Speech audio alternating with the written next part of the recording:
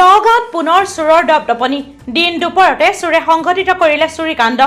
আজি বুধবাৰে দিন দুপৰতে নগাঁও চহৰৰ জলসিঞ্চন বিভাগৰ কলনীত চুৰিকাণ্ডৰ ঘটনা সংঘটিত হয়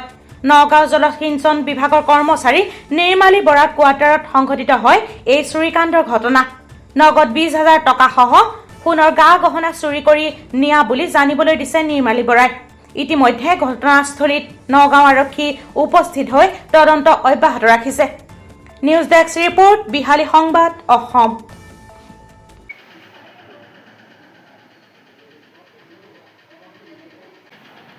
তোমার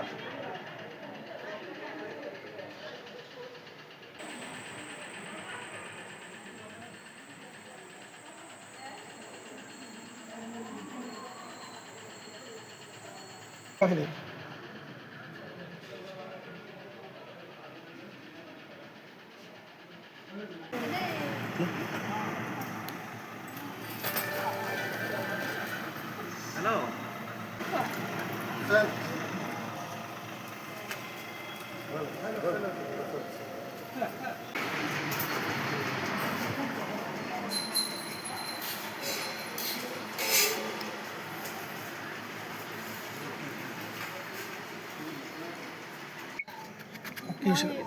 অফিচলৈ গৈছিলোঁ 10:30 মানত 10:30 মানে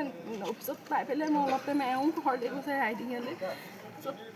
আহি পেলাই পাইছোঁহি ল'ৰাটো স্কুলৰ পৰা লৈ আহি পেলাই 2টা বজাত পাইছোঁহি ঘৰত মানে আহি পেলাই মোৰ গোটেই টকা পইচা আৰু একো গা গহনা সকলোখিনি লৈ গৈছেগৈ কিমান টকা নিলে পইচা আছিলে 5,000 মান বেগত আৰু খুচুৰা খুচুৰি কিবা কিবি আছিলে গহনা গোটেই মোক বিয়াত দিয়া সম্পূৰ্ণ ল'ৰাটো 2ডাল সোণৰ চেট মোৰো আছিলে 3-4 ভৰিমান হ'ব গোটেই গহনাটো লৈ গুচি গ'ল কিমান বজাত আছে